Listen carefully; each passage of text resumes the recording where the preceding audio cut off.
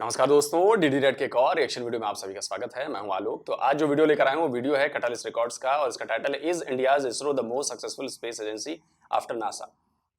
चलिए भी देखते हैं पाकिस्तान के लोग जो हैं इस पर क्या कह रहे हैं। आज आपसे क्वेश्चन ये है कि अगर हम 75 साल की बात करें जो हमारी पाकिस्तान की हिस्ट्री रही है, उसमें हमारी नेबर कंट्री भारत कितना ग्रो किया है और पाकिस्तान ने कितना ग्रो किया है। अगर कंपैरिजन करना है तो डेफिनेटली इंडिया हमसे बहुत ज़्यादा आगे है, क्योंकि हम बेशक 1947 में दोनों आज़ाद हुए थे, ठीक है। लेकिन जिस तरह से उन्होंने अपने आप को पेट्रियोटिज्म दिखाकर उनके लोग असल में ना अपने मुल्क के साथ। अब मैं पाकिस्तान के यूट्यूबरों को ना एक सवाल पूछवाना चाहता हूँ। मैं चाहता हूं कि आप लोग जाइए और पूछिए अपनी जनता से कि क्या पाकिस्तान आजाद हुआ था या पाकिस्तान नाम का नया मुल्क बना था। देखिए, इसके लिए जो लॉजिक मैं देता हूं ये लॉजिक सही भी है। आजाद वो होते हैं जो पहले से मौजूद होते हैं और जिनको गुलाम किया जाता है। तो अगर आपकी पैदाइश ही नहीं थी, आप थे ही नहीं, तो आप गुलाम कब हुए, किसके हुए? जब पाकिस्तान था ही नहीं। था तो हिंदुस्तान, था तो भारत, गुलाम भारत था। और आप लोगों को आजादी 15 अगस्त को ही मिली है, 14 अगस्त को नहीं मिली है। तो इस पर दो सवाल मुझे लगता है कि पाकिस्तान के यूट्यूबर अगर जाकर पूछें और अपने सबूत भी दें, आपके यहां के अखबारों में ही इस बात का सबूत है, 15 अगस्त वाला भी और ये भी, लॉजिकली जो बात मैं कह रहा हूं, तो बड़ा मजा आएगा। मुझे लगता है कि लोगों को इस पर ज्यादा अवेयर करना चाहिए, मुझे ऐसा लगता है। बहुत ज़्यादा इतने पेट्रियोटिक हैं कि वो बहुत ज़्यादा अपनी कंट्री के लिए ना हर वो काम करेंगे जिससे उनकी कंट्री को फ़ायदा हो। ठीक है। तो वो सारे काम वो कर रहे हैं, इस वजह से वो ग्रो भी कर रहे हैं। हमसे तो हमारी सियासत ही नहीं संभल रही। हम उस आपको क्या लगती है कि अगर हम इकोनॉमिक सुपर पावर की बात करें तो इमर्जिंग सुपर पावर बन रहा है भारत, डे बाय डे अगर देखें तो बहुत तेज़ी से ग्रो कर रहा है। आप स्पेस प्रोग्राम देख लें, आप उनका हेल्थ सेक्टर देख लें, मतलब किस किस चीज़ का मैं नाम लूँ, हर चीज़ में तो उन्होंने झंडे गाड़े हैं अपने। बिल्कुल ऐसे ही है। उन्होंने देखे ना, बात यह है कि आप अपनी कंट्री को अगर एक नेक्स्ट लेवल पे लेकर जाना चाह रहे हैं, टॉप 5 में अगर आप आना चाह रहे हैं, तो उसके लिए आपको एफर्ट करनी पड़ेगी। हमें भी अगर हमने जो ना हम एक बॉक्स के अंदर रह के सोच रहे हैं कि नहीं बस किसी तरह मुल्क हमारा ये होता है कि मुल्क के ऊपर हमारा कंट्रोल रहे, मुल्क के लिए कुछ नहीं करें, हम बस मुल्क को अपने काबू में लेने की कोशिश कर रहे हैं। इंडिया वाले जो लोग हैं ना, वो आप उधर आईटी देख लें कितनी आगे जा चुकी है। इवन के फोर्ब्स की लिस्ट अगर हम चेक करें तो रतन टाटा का नाम आता है उसमें। उसके अलावा उनका एक वो है, क्या नाम है, मुकेश अंबानी, वो फोर्ब्स की लिस्ट में टॉप 5 में आते हैं। तो वहाँ के लोग, अब गूगल का सीईओ आप देख लें, वो भी एक इंडियन है। तो वो, और फिर इंडियन होने का उन्हें एडवांटेज ये मिल जाता है कि फॉरेन कंट्रीज़ में जब आपका सीईओ इंडियन बैठा होगा तो वो इंडियंस को प्रेफर करेगा। तो वो कंट्रीज इतना इतना रैपिडली। नहीं, इस मामले में आप गलत हैं।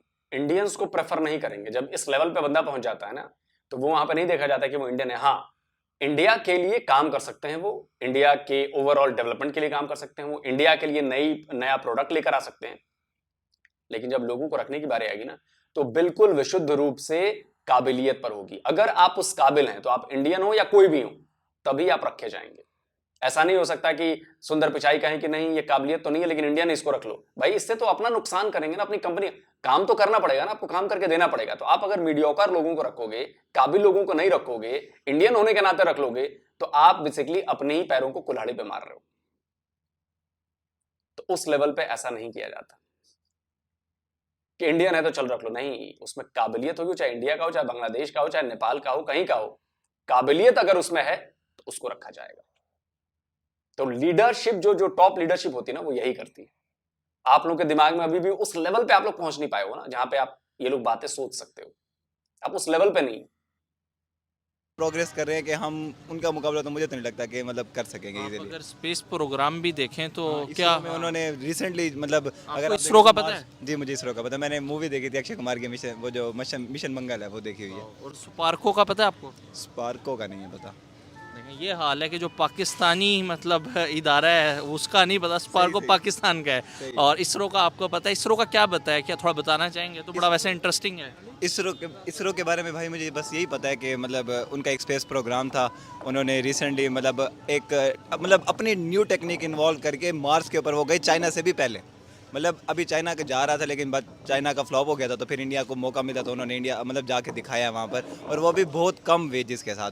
उनको जब मार्स पे जाने का उनके जो एक्सपेंसेस थे वो बहुत ही ज़्यादा कम थे। इवन कि मैं एक बार देख रहा था, नरेंद्र मोदी बता रहे थे कि शायद एक जगह से जाने का अगर डिस्टेंस 10 रुपीज़ है ना, तो वो मार्स पे 10 रुपीज़ पर किलोमीटर के हिसाब से गए हैं। और आपको पता है रीयूजेबल रॉकेट्स भी वो लॉन्च कर चुके हैं, मतलब जिसमें कॉस्ट कितनी ज़्यादा मतलब कम पड़ती है। बिल्कुल बिल्कुल। और वो टेक्नोलॉजी भी उन्होंने मार्स पे जब वो गए थे तभी उन्होंने सोलर एनर्जी को यूज़ करके, मतलब उन्होंने पेट्रोल के फ्यूल को बिल्कुल कम यूज़ किया एज़ कम्पेयर टू बाकी, मतलब जैसे अगर हम नासा की भी बात करें ना, तो उनसे भी मतलब बेहतर तरीके से गए। लेकिन टेक्नोलॉजी वाइज नासा बहुत आगे है, बट कोशिश कर रहा है, कम्पीट बहुत कर रहा है इसरो में। ये आपको पता है नासा में भी 40% साइंटिस्ट जो हैं वो इंडियंस हैं। इंडियंस बिल्कुल ऐसे ही है, बिल्कुल ऐसे ही है इंडियंस। मतलब अब हम मतलब वो लोग ना जिस तरह से मतलब एफर्ट कर रहे हैं, अगर हम उनके लेवल पर जाकर एफर्ट करें तभी हम पाकिस्तान के लिए भी कुछ अच्छा कर सकेंगे। अदरवाइज तो फिर मतलब हम देखते रहेंगे कि वो एक दिन सुपर पावर्स में भी चले जाएंगे, चाइना को भी बीट कर जाएंगे। और एट द क्या एंड लगता है कि जो स्पेस प्रोग्राम है उसमें पाकिस्तान कहाँ स्टैंड कर रहा है इस time? Space program I think अभी तो स्टार्ट भी नहीं हुआ पाकिस्तान का। मतलब हमारा तो डिपार्टमेंट तो है वैसे। डिपार्टमेंट है, लेकिन सैटेलाइट भी हमारा शायद चाइना की मदद से गया होगा तो गया होगा। उसके अलावा हो ही नहीं सकता कि मतलब पाकिस्तान इस काबिल हो कि खुद अपने बिहाफ पर पूरा एक मतलब सैटेलाइट मतलब भेज सके। मुझे नहीं लगता अभी पॉसिबल है। आपको क्या लगती है हमारी प्रायोरिटी इस तरफ क्यों नहीं है? क्या पाकिस्तान की नीड भी है भी या नहीं? नीड तो डेफिनेटली है, नीड क्यों नहीं है पाकिस्तान को। जाहिर है अगर हम अपने इंटरनेट की स्पीड बढ़ाना चाहते हैं, हम अपने नेटवर्क्स पे काबू करना चाहते हैं, हमारे अब जापान की बात करें 7G पे जा चुका है। पाकिस्तान इंडिया की सैटेलाइट यूज़ करके अपने चैनल्स चलाता है। तो मतलब जाहिर है बहुत नीड है पाकिस्तान को, इसके बारे में सोचना चाहिए। लेकिन सोचने के लिए पहले ज़रूरी है ना कि हमारी पॉलिटिक्स तो स्टेबल हो। आप यकीन करें 4G के सिग्नल्स भी जो है पाकिस्तान में प्रॉपर नहीं आते। बिल्कुल ऐसे ही हम खुद यूज़ करते हैं, 2G आ रहे होते हैं, 3G या कभी कभी तो E+ आ रहा होता है। और आप यकीन करें भारत में इस टाइम 5G लॉन्च हो चुका है और जो जम्मू कश्मीर वाली साइड है उसमें भी 5G लॉन्च हो बिल्कुल बिल्कुल ऐसे ही है। और उनके मतलब हमारे यहाँ पे मेरे ख्याल में सिम्स भी 4 हैं, उनकी 10+ सिग्नल्स हैं। और वो ऐसे ऐसे मतलब प्रोवाइड कर रहे हैं लोगों को, तो वो अपने कंट्री वालों को फैसिलिटीज़ दे रहे हैं, पाकिस्तानी अभी नहीं दे ये रहे। बताएं कि बहुत सारे लोग कहते हैं कि हम रोटी पानी इन चीज़ों से बाहर निकलें तो हम कुछ इस तरह की चीज़ों का सोचें। हमारा जो एक आम पाकिस्तानी है वो इन चीज़ों से ही बाहर नहीं निकल पा रहा। आम पाकिस्तानी निकलना चाहे भी तो नहीं निकल पाता, क्योंकि देखें ना हमारे आगे हर जगह पे बैरियर्स हैं कि पहले उस बैरियर को क्रॉस करोगे तो आप अगले लेवल पे जा सकोगे ना। हम पहले उन बैरियर्स को मतलब पहले तो सबसे पहले हमारे मुल्क में ना एक तो डेमोक्रेसी जो है नाम की है, मैं कहता हूँ पहले डेमोक्रेसी आ जाए। जिस तरह से मतलब कोई लीडर ऐसा हमें मिलना चाहिए, या फिर हमारी आवाम को भी वैसा बने चाहिए। सिर्फ लीडर्स कुछ नहीं कर सकते, पाकिस्तान की आवाम को भी बदलना पड़ेगा, उन्हें बदलना चाहिए। उसके बाद वो अपने आप को मतलब एक प्लेटफॉर्म पे लाएं, उसके बाद वो अपने आप को रिप्रेजेंट कर सकते हैं ना। हम तो स्टार्ट ही नहीं करते, अगर कोई इशू होने लगे उससे पहले ही मतलब हमारी पॉलिटिक्स ही ख़राब होने लग जाती है, हमारी हमसे सियासत ही नहीं संभलती। अगर हम सियासत में स्टेबल होंगे तब जाके हम पाकिस्तान की तरक्की के बारे में सोच पाएंगे। ये बताएं मौजूदा करंट टाइम में भारत आपको क्या लगता है कितने साल आगे पाकिस्तान से जा चुका है? ये इस तरह का कंपैरिजन तो नहीं कर सकते, लेकिन हम ये कह सकते हैं कि हम सिर्फ एक सुपर पावर होने के अलावा हमारे पाकिस्तान में हमारे और कोई हमारे पास ऐसी चीज़ नहीं है जिसमें हम उनके साथ ना कम्पीट कर पाएंगे। Super power? हाँ एक सुपर पावर है हम, सॉरी सुपर पावर कह रहा हूँ। मेरा मतलब था कि हमारे पास एटम बॉम्ब है, हम एटॉमिक पावर है, मैं ये कहना वो चाहता चला सकते हैं? नहीं मतलब जाहिर है हम उसके अंदर हैं, यूनाइटेड नेशंस के साथ हमारे थोड़े कॉन्ट्रैक्ट्स हैं, उसके मुताबिक हम अपने आप तो ये जाता है कि पाकिस्तान ने हर चीज़ ही गिरवी पे दी हुई है, चाहे एयरपोर्ट हो रेलवे हो कोई चीज़ भी हो। हम आधे से ज़्यादा पाकिस्तान तो इस टाइम गिरवी दे चुके हैं। जी हम लीज पे दे चुके हैं, उसके लिए भी मतलब देखें ना। अब अगर उनकी बात करें हम मतलब जब भी पाकिस्तान में प्राइवेटाइजेशन होती है तो प्राइवेटाइजेशन का कभी कभी बेनिफिट गवर्नमेंट को होता है, तो वो गवर्नमेंट की पॉलिसीज़ हैं, उसमें हम इतना कुछ नहीं बोल सकते। लेकिन मैं ये कहूँगा कि अगर गवर्नमेंट अपने कंट्रोल में लेती है तो फिर उसे एफिशिएंटली चलाए। अगर एफिशिएंटली चलाएगी तो फिर ठीक है, अदरवाइज़ फिर वो मैं कहता हूँ प्राइवेटाइज ही ठीक है। चलिए मुझे लास्ट पे ये बताएं कि अगर करंट टाइम की हम आपसे बात करें तो पाकिस्तान अभी भी IMF से बाहर नहीं निकल चुका, और अभी भी जब हमने लोन की अपील की तो उन्होंने कहा अपने लॉन्ग रेंज मिसाइल जो है वो अब इस्तेमाल नहीं करने। तो जिस तरीके से हमें पाबंदियों का सामना है, हर कंट्री हम पे जो है वो रिस्ट्रिक्शन लगा रही है, तो पूरी दुनिया और स्पेशली भारत हमें किस निगाह से देख रहा है? देखें अगर हम चाहते हैं कि हम एक मतलब जैसे फ्रीडम हमें मिले हमारी, तो उसके लिए हमें कुछ ना कुछ प्रोग्रेस तो करना पड़ेगा। अब अगर हम बात करें कि इंडिया के हमें किस तरह से व्यू करें, तो जाहिर है इंडिया में मतलब हमारी आर्मी बहुत स्ट्रॉन्ग है, हम मतलब अपने आप को प्रोटेक्ट कर सकते हैं, ये बात तो ठीक है।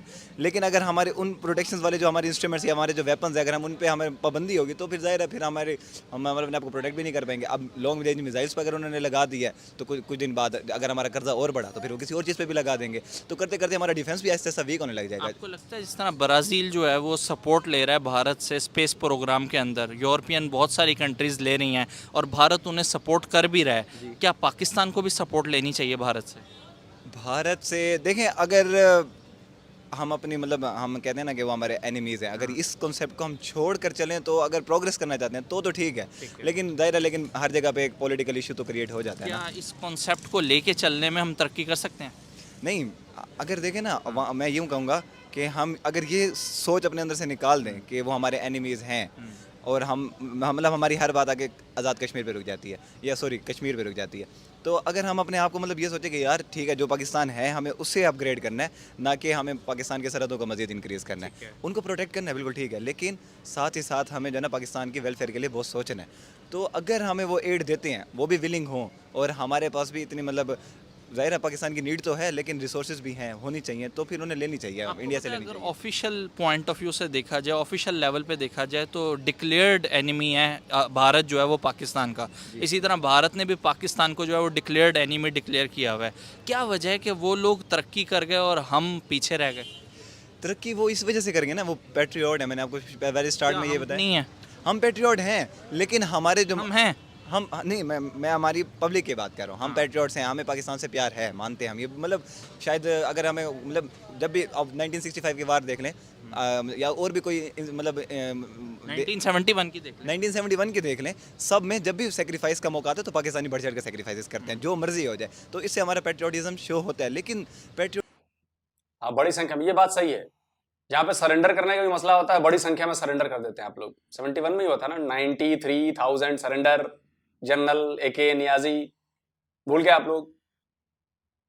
और 65 का जिक्र, 65 में क्या हुआ था? 65 में आपने क्या किया ये बताओ।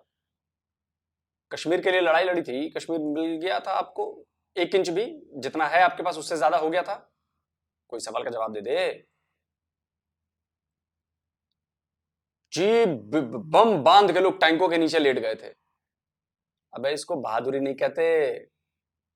बहादुरी तब होती है जब आपने कुछ प्लान किया, आपने उसको एग्जीक्यूट किया और अपने गोल को अचीव किया। तो मुझे कोई बता दे कि 65 वॉर में प्लानिंग क्या थी, एग्जीक्यूशन कैसी थी और आपने अचीव क्या किया। बस इसका जवाब दे दो, खत्म मामला।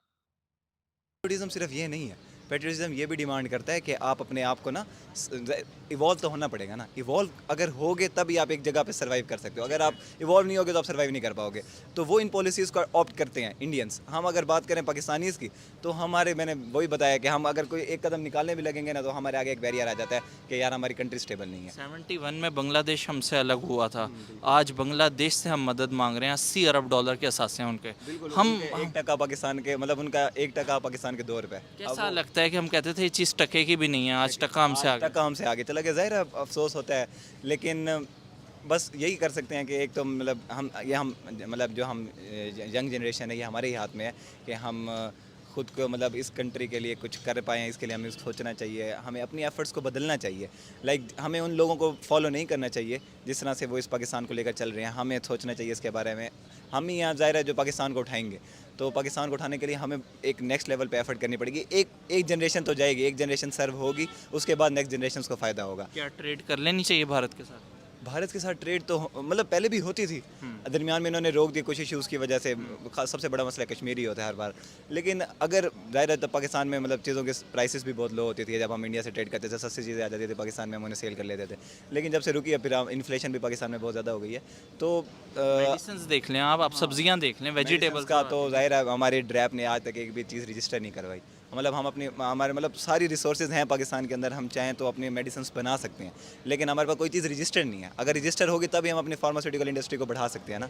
तो इंडियंस हैं, बांग्लादेश भी है, वो दोनों उनके मतलब हमने कोई चीज़ इंपोर्ट करनी हो तो हम इंडिया और बांग्लादेश से कर रहे होते हैं, चाइना से कर रहे होते हैं। तो मेडिसिन भी हमारी वहाँ से रहे, जबकि पाकिस्तान में सारी रिसोर्सेज हैं बड़ी। उसके बावजूद बताएं कश्मीर पे आपका क्या पॉइंट ऑफ व्यू है? कश्मीर के बारे में मैं यही कहूँगा कि जैसे बाकी कंट्रीज़ को आज़ादी हासिल है ना, कश्मीर को भी मिलनी चाहिए। मैं ये नहीं कहूँगा कि वो पाकिस्तान का पार्ट बने या फिर वो इंडिया का पार्ट बने। उन्हें जैसे हम हर कोई कहते हैं इस्तेस्वाब राय करवाएं, इस्तेस्वाब राय करें, उनसे ही पूछें कि यार आप पाकिस्तान के साथ रहना चाहते हो या आप अपने आप को एक आज़ाद मुमलिकत बनाना चाहते हो। अगर वो आज़ाद मुमलिकत बनाना चाहते हो तो फिर उन्हें फ्रीडम दे दिया जाए बस, लेकिन फ्रीडम ज़रूर दिया जाए। ये मैं ज़रूर कहूँगा कि फ्रीडम ज़रूर दे दे। ये कर्फ्यू लगाना, ये इंडियन जिस तरह से उनके ऊपर कर रहा है वो भी ज़बरदस्ती ही है। मैं कहूँगा उन्हें फ्रीडम मिलना चाहिए, और साथ ही फ़लस्तीन को भी, उनको भी मिलना चाहिए। Any last message? बड़ा अच्छा लगता है कि अगर आप इसके काउंटर में क्वेश्चन करते ना भाई, कि फिर बलूचिस्तान के पर आपकी क्या राय है, तब लगता कि आप थोड़े मतलब पक्षपात नहीं कर रहे हैं आप। आप न्यूट्रल जर्नलिज्म या न्यूट्रल यूट्यूबर आप बने हुए हैं, न्यूट्रल राय ले रहे हैं आप, लेकिन आप लोग बलूचिस्तान का जिक्र नहीं करते हैं क्योंकि नैरेटिव बदल जाएगा ना। सच बोलने से डरते भी हैं आप लोग। क्या बलूचिस्तान में आजादी की तहरीक नहीं चल रही है? क्या बलूचिस्तान को पाकिस्तान की फौज ने कब्जा नहीं किया? कोई ये पाकिस्तानी मुझे साबित करके बता दे, और कोई ये साबित करके बता दे कि इंडिया की फौज ने जाकर जम्मू कश्मीर पर कब्जा किया। साबित करके बता दे कोई फैक्ट्स के साथ। लेकिन आप कश्मीर पर तो सवाल पूछ लेते हैं भाई, बलूचिस्तान पर नहीं पूछते। अगर काउंटर करते अभी आपको समझ में आ जाता। तो ये जितना पक्षपात करेंगे, जितना आप एक तरफा काम करेंगे, यकीन मानिए पूरे पाकिस्तान का जो हाल है उस वही हाल होगा। बिल्कुल सही हो रहा है, क्योंकि आप लोग एक तरफा काम करते हैं। आप लोग कश्मीर पर सवाल पूछ लेते हैं लेकिन बलूचिस्तान पर सवाल नहीं पूछते। मैं तो कहूंगा हर वो पब्लिक रिएक्शन वाले यूट्यूबर से कि जैसे ही कोई कश्मीर पर कहता है कि जी कश्मीर का क्या होना चाहिए, आजादी मिलनी चाहिए, हाँ जी खुद मुख्तारी होनी चाहिए, ऐसा होना चाहिए, तो बलूचिस्तान पर पलट के जरूर सवाल पूछना चाहिए। फिर बलूचिस्तान के बारे में आपका क्या ख्याल है, पूछ सकते हैं। भारत के दर्शकों कहो भाई, जितने भी पाकिस्तान के यूट्यूबर्स हैं, कि जब भी कश्मीर का आप जिक्र करें तब आप बलूचिस्तान का भी जिक्र जरूर करें। जो सवाल आप कश्मीर पर पूछे वही सवाल आप बलूचिस्तान पर भी पूछे, तब तो देखें कि कितना पार्शियल काम हो रहा है, कि कितना क्या हो रहा है। लास्ट मैसेज यही है कि Pakistan is our country and we have to work for it. हमें पाकिस्तान के लिए काम करना पड़ेगा। हम इसकी यंग जनरेशन है, हमें ही पाकिस्तान को उठाना है। तो इसके साथ लॉयल होना चाहिए हमें, और हमें जो है ना अपनी सबसे पहले माइंड मतलब अपनी सोच को बदलना चाहिए कि हमें उस लेवल पे सोचना चाहिए कि हर उस काम हमारा हर वो कदम ऐसा होना चाहिए जिससे पाकिस्तान को सक्सेस मिले, ना कि वो मज़ीद डिफ़ॉल्ट की तरफ जाए। तो मेरा मतलब लास्ट मैसेज यही होगा। तो माइंडसेट बदलिए ना। 75 इयर्स में कश्मीर को लेकर जो आप लोगों ने माइंडसेट डेवलप किया, उस माइंडसेट से क्या फायदा हुआ आपको? क्या आपने कभी इसका एनालिसिस किया है, कभी इसको एनालाइज किया है कि जो काम आप 75 ईयर्स से कश्मीर कश्मीर करके कह रहे हैं, उस कश्मीर कश्मीर का नाम लेकर क्या आपको फायदा हुआ है? किस तरह का फायदा हुआ है? आपको फायदा हुआ है या नुकसान हो रहा है? या 75 ईयर्स में अपना बहुत बड़ा नुकसान आपने करा लिया है कश्मीर कश्मीर करके? और कश्मीर पर मेरा तो सिर्फ एक ही कहना है, कश्मीर पर आप जाकर चेक करिए कि असल में हक किसका है, आपको बात समझ में आ जाएगी। और यकीन मानिए जब तक आप कश्मीर कश्मीर करते रहेंगे, 75 इयर्स में आपने कश्मीर कश्मीर किया है ना, अब यहां से भी बलूचिस्तान बलूचिस्तान होना शुरू हो गया है। और यकीन मानिए जब इंडिया बलूचिस्तान बलूचिस्तान करने पर आएगा ना, पानी नहीं मांग पाएंगे आप। याद रखिएगा ये बात मेरी। आप लोगों को लगता होगा कि ये इंडियन है, धमका रहा है, थ्रेट कर रहा है, बिल्कुल कुछ नहीं कर रहा हूं मैं, आपको भविष्य बता रहा हूं। और भारत जब करेगा तो वो बिल्कुल लीगल तरीके से करेगा। ये नहीं कि हमें कब्जा करना, भैया हम कब्जा वब्जा कहीं नहीं करते। जम्मू कश्मीर पर भी हमारा कब्जा नहीं है। आप लोग भले कहते रहिए कब्जा कब्जा कब्जा, कब्जा उस पर होता है जब आप अटैक करके कोई चीज अपने कब्जे में ले लेते हो। हमने जम्मू कश्मीर पर कभी अटैक नहीं किया, लेकिन आपने बलूचिस्तान पर आपकी फौज ने अटैक किया। हम तो जम्मू कश्मीर को डिफेंड करने गए थे आपके अटैक से। तो बलूचिस्तान के लोगों पर इसका असर है, और बलूचिस्तान के लोग जानते हैं कि सच्चाई क्या है। असल में तो पाकिस्तान ऑक्युपाइड बलूचिस्तान है, POB। तो इस पर मुझे लगता है कि आप लोग अगर है हिम्मत तो बात करके दिखाइए। जब कश्मीर का आप नाम लें तो वही सवाल आप बलूचिस्तान पर भी जरूर पूछे अपनी जनता से, तब तो फ्री एंड फेयर थोड़ा लगेगा ना यार। चलिए जल्दी हाजिर होता हूं एक और नए वीडियो में। बाकी इसरो की डेवलपमेंट, इसरो की ये और इसरो का वो, हम लोग किसी परिचय का मोहताज नहीं है इसरो। और इसरो ने जो काम कर दिया और जो आने वाले टाइम में जो काम करने वाला है, वो आप देखिएगा कि उसका डंका और बजेगा। बहुत रिस्पेक्ट से नाम लिया जाता है इसरो का। सुपारको नहीं है ये, इसरो है। तो जैसे पाकिस्तान नहीं है इंडिया है, वैसे ही वो सुपारको नहीं है, इसरो है। बहुत ऊपर है। आप लोग वहां पर पहुंचने की अब सोच भी नहीं सकते हैं जहां पर हम पहुंच गए। जल्दी मिलता हूं एक और नए वीडियो के साथ। नमस्कार, जय हिंद।